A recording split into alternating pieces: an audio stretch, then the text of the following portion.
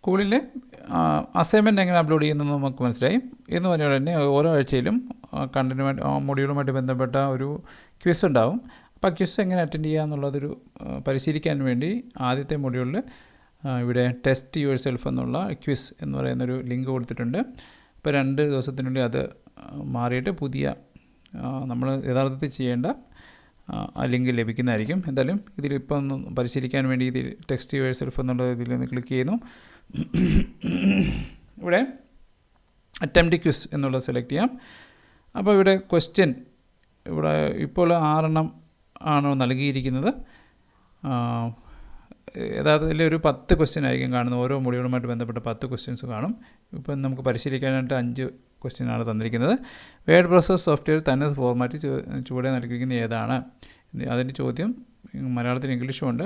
നമുക്ക് ഓഡിറ്റ് ചെയ്യണമെന്നറിയാം. അത് സെലക്ട് ചെയ്യാം. സെലക്ട് ചെയ്യാനായിട്ട് ഇവിടെ നിന്നും ഇവിടെ സെലക്ട് ചെയ്താൽ മതിയാവും. ഇതിൻ്റെ ശരിയായ ആൻസറിൻ്റെ ലെഫ്റ്റ് സൈഡിലുള്ള റേഡിയോ ബട്ടൺ സെലക്ട് ചെയ്യുന്നു. നെക്സ്റ്റ് പേജ് കൊടുത്താൽ അടുത്ത ക്വസ്റ്റ്യൻ കിട്ടും. പേസ്റ്റ് എന്ന മെനു ഏത് മെനു ഇതിലാണുള്ളത് അത് സെലക്ട് ചെയ്യുന്നു. അങ്ങനെ ഓരോന്നും നമ്മൾ 6 ക്വസ്റ്റ്യനും നമുക്ക് അറ്റൻഡ് ചെയ്യാം. അറ്റൻഡ് ചെയ്തിട്ട് നമുക്കൊന്ന് റിവ്യൂ ചെയ്യണമെന്നുണ്ടെങ്കിൽ വീണ്ടും പോയിട്ട് ഒന്നുകൂടി ചെയ്യാനൊന്നും കുഴപ്പമൊന്നുമില്ല. കുറച്ചൊരു സ്കോർ കുറയുന്നു മാത്രമേ ഉള്ളൂ. അപ്പോൾ ആ രീതിയിൽ നമുക്ക് എന്ത് ചെയ്യാം, ഈ പറയുന്ന ക്വസ്റ്റ്യൻസൊക്കെ അറ്റൻഡ് ചെയ്യാം. ഇപ്പോൾ 5 ക്വസ്റ്റ്യനേ ഉള്ളായിരുന്നു, 6 ഇല്ലായിരുന്നു, 5 ക്വസ്റ്റ്യൻ ഉള്ളായിരുന്നു. അതിനുശേഷം ഫിനിഷ് അറ്റംപ്റ്റ് എന്നുള്ള കൊടുക്കാം.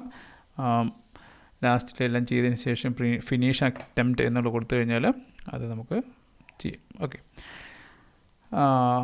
Okay submit all and finish എന്നുള്ളത് സെലക്ട് ചെയ്ത് ഓക്കെ റെഡി. അപ്പോൾ ആ രീതിയിലുള്ള